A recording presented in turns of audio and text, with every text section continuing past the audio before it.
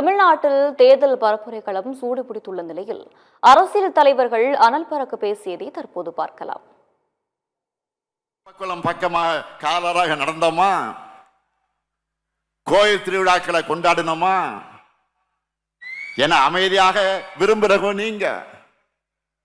இதுதான் தமிழ்நாட்டினுடைய டிஎன்ஏ. ஆனா இதை சிதைக்கணும்னு என்டிஏ துடிக்கிறாங்க.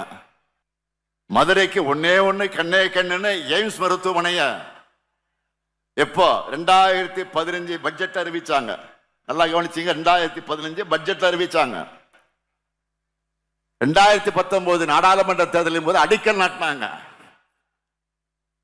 அதுக்கு பிறகு 2021 சட்டமன்ற தேர்தல் முடிஞ்சிருச்சு, 2024 நாடாளுமன்ற தேர்தல் முடிஞ்சிருச்சு.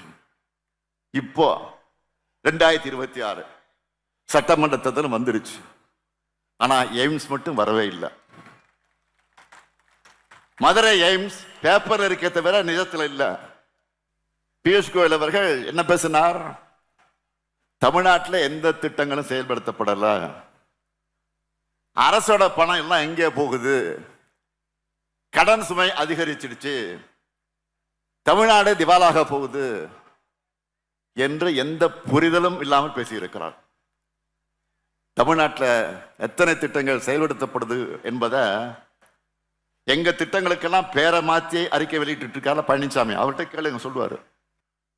தமிழ்நாடு ஒன்றிய அரசுக்கு கொடுக்கிற ₹1 பதிலாக திரும்ப எங்களுக்கு எவ்வளவு கிடைக்குது, அதே வாயாக்காலக்கூடிய மாநிலங்களுக்கு எவ்வளவு கிடைக்குது?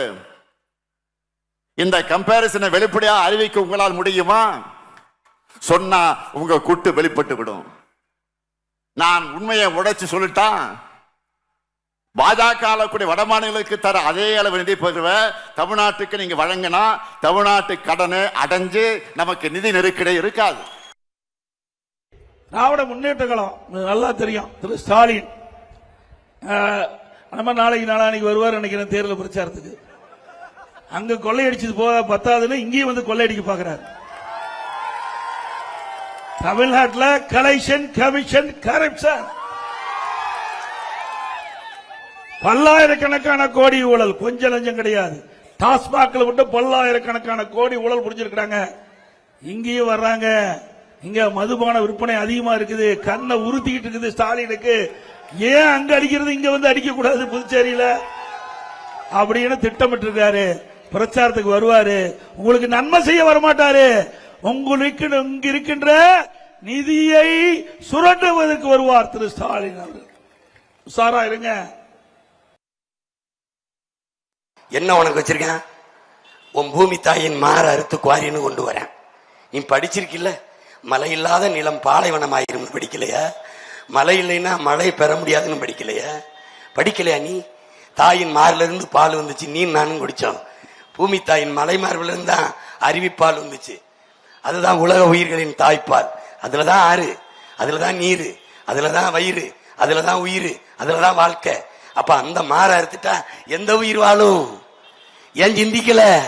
உன் ஆத்து மணல பொருள் அள்ளி தின்னுட்டான். பாலாறுல, காவிரியில, வைகையில, தாமிரபரணியில எங்க வச்சிருக்கா மண்ணு, எங்க வச்சிருக்கா மணல வித்து தின்னுட்டான். செத்து போச்சு ஆறு. உயிர்ப்பிக்க உன்னால முடியாது. ஆறுலன்னா நீர் எது? இதெல்லாம் உனக்கு சொன்னா எங்க புரியுது? நீ வாங்க இந்த 2000, 2500, 2000, இன்னொருத்த வந்து 2500. உன்னை ஏலம் போடுறான் உன் மானத்தையும் நாட்டையும். வாங்க. நான் வந்தா டோக்கன் 8000. நான் வந்தா ஃப்ரிட்ஜுக்குள்ள என்னத்தை கொண்டு வைப்ப? கொடுத்தவன் தலையை வெட்டி வைப்பியா, கையை வெட்டி வைப்பியா? எதை வைப்ப?